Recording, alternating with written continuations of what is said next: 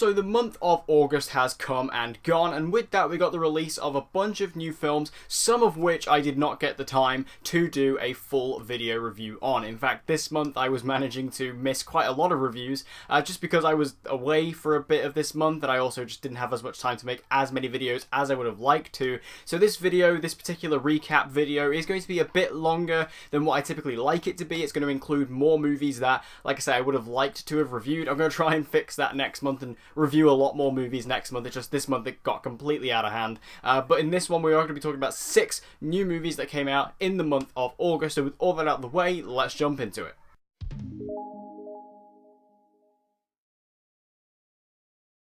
So we'll kick off with The Dead Don't Die. Now, The Dead Don't Die, this movie actually came out in July here in the UK, so this is even later, but this movie didn't get shown anywhere around here near where I live, because I don't live in a major city, so it got no releases around here until it got released in my local independent cinema in the month of August. So I only really got the chance to see that movie this month. Now, The Dead Don't Die was a movie I was looking forward to. I like Jim Jarmusch as a director. I think he's very talented and very different, very unique among the film industry. Also, I loved the trailer, I love the concept, and I love Adam Driver. So all these elements were coming together in just the right way to make this movie perfect for me. And in the end, I enjoyed it. While I don't think it's an amazing movie, I definitely enjoyed it and had a great time with it. It's very weird, it's very off the wall, it's not what you expect at all, it's completely derivative. It's a very, very strange movie, but it's one that I had a great time with. I had an absolute blast with this one.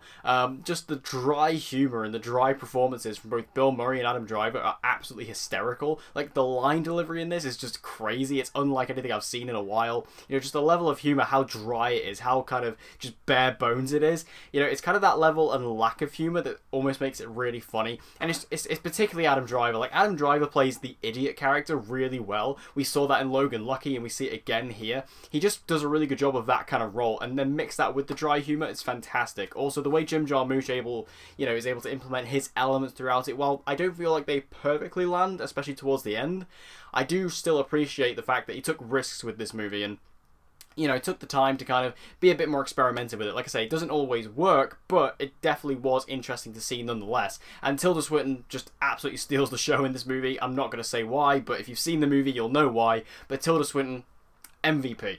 Then we have Good Boys. Now, Good Boys, obviously, this movie was sold on the concept that the 3 leads of this film are not old enough to actually see the movie in their theatre. Now, this movie I was looking forward to just because I wanted to go in there and get some decent laughs. And that's exactly what this movie is. Like, this film is just a good time. You know, it's an hour and a half long. You just go in, it goes by like a breeze, and there's a lot of good laughs in there. It's a very funny movie, very entertaining movie, and I had a good time with it.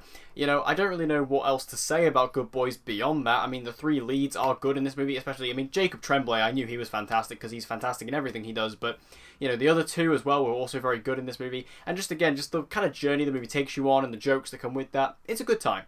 Then I saw Dora and the Lost City of Gold. Now, while the screening I went to for this movie was absolutely horrendous in regards to kids misbehaving, outside of that, this movie is, it's an interesting one. I was kind of looking forward to it because I actually thought the trailers were pretty good, and I love Isabella Mona. I'll watch anything she does. So I was kind of like, okay, we'll see how this goes.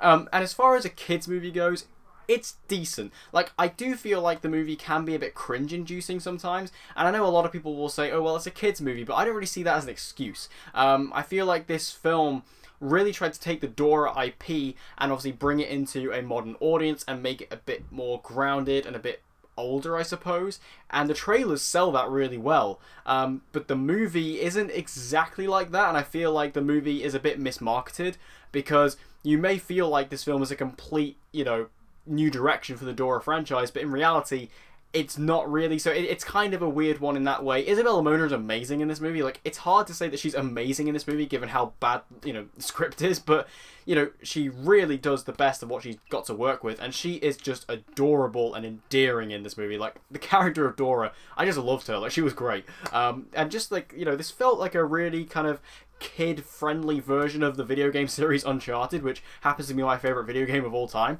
So, you know, with that element, there's even like a puzzle in this movie that is literally from Uncharted 2. But it's ridiculous overall. And I feel like that Dora as a movie, it's a good kids movie, but it's not necessarily a good movie. And even as a kids movie, it's not the best, but it was a decent enough watch for the first time. It's just not exactly great, and I won't go back to it anytime soon.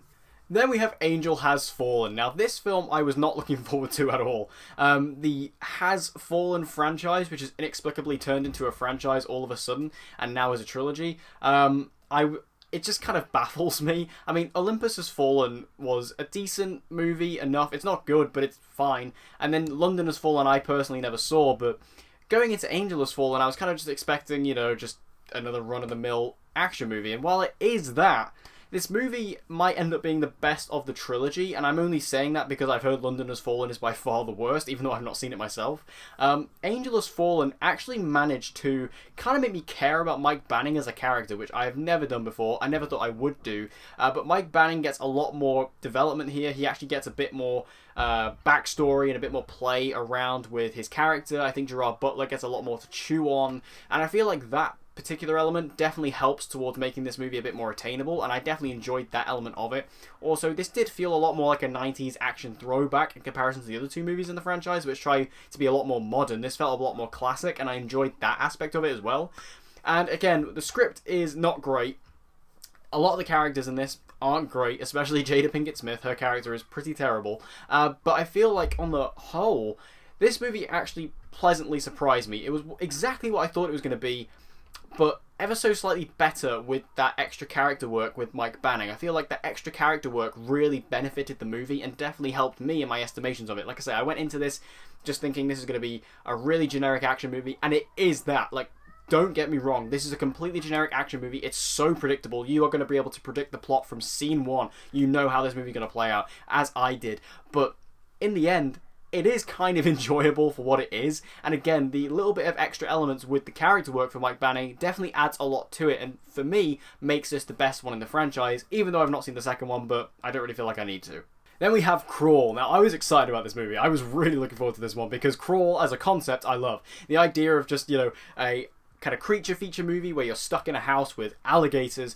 It's something we haven't really seen before. Like, alligators have never really been a threat in movies before. I mean, I'm not saying they haven't been at all, but, we always focus on sharks or piranhas in Hollywood movies. We never really focus on alligators or crocodiles. So that idea I thought was really fun.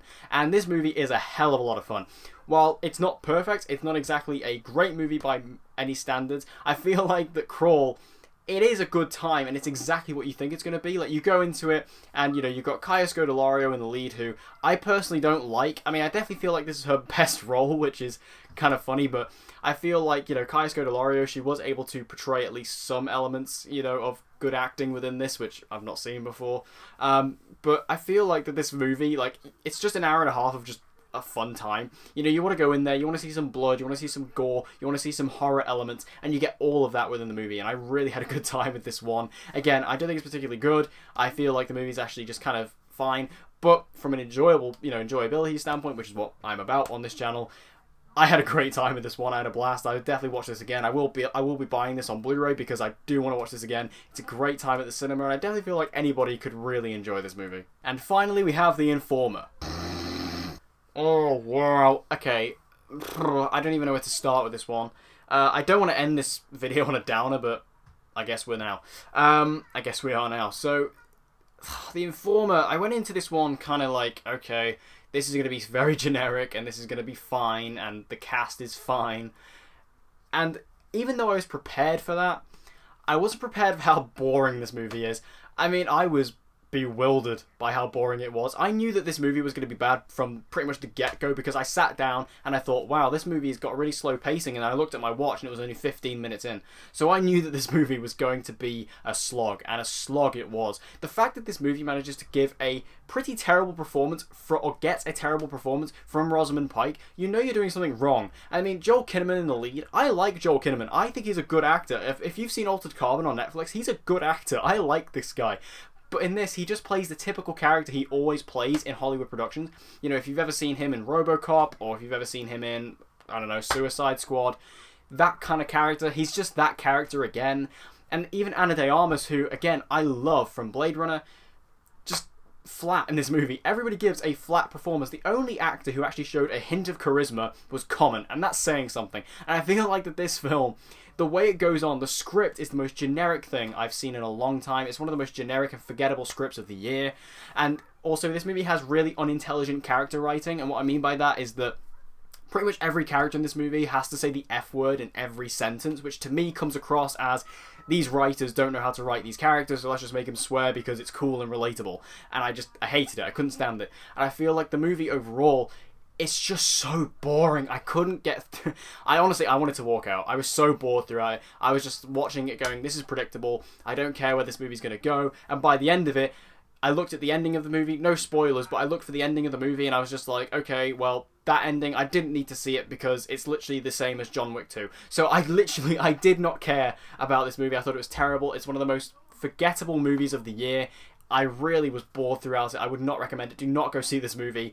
Yeah, The Informer, it's I don't know, where it's going to fall in the top 10 worst of the year by the time we get to that, but all I'm saying is, expect this movie to show up somewhere. So overall, August, not a brilliant month in regards to this video. I mean, we did have some good movies throughout there. Like I say, I did enjoy Crawl for what it was. Obviously, we did have Once Upon a Time in Hollywood, which I did review. You can check that out. Hobbs and Shaw, which I definitely had a good time with. But, I feel like the movies that came out this month were just kind of either really bad, bland, or just kind of surprisingly good. Like, Angel Has Fallen was not good, but it was kind of somehow better than I expected it to be. And then on top of that, you have, like, Hobbs and Shaw, which, like I say, I really enjoyed, but it's not good. Same with, like, same with Crawl. It's not good, but I had a brilliant time with it. I feel like, this month, this month kind of sums up 2019, to be honest, so far, where we're just kind of getting these just bland movies that aren't really exciting or aren't particularly good, and it's a real shame. And I don't like to be this negative. I don't like to be negative. I always try and look at the positives in movies. I always try and look at the positives and try and get the best out of them. But for me, this month, let's just hope September's better. I mean, we're kicking off with it chapter 2, so that's definitely a good start, at least, hopefully. So overall, not a great month, but have you guys seen any of the movies mentioned in this list? If you have, make sure to let me know all your thoughts about them in the comment section down below. What was your favourite movie from this month? What was your least favourite? Let's discuss it all in the comment section down below. And as always, guys, if you want to see more movie reviews and movie related videos like this, be sure to subscribe, and I hope to see you guys again next time.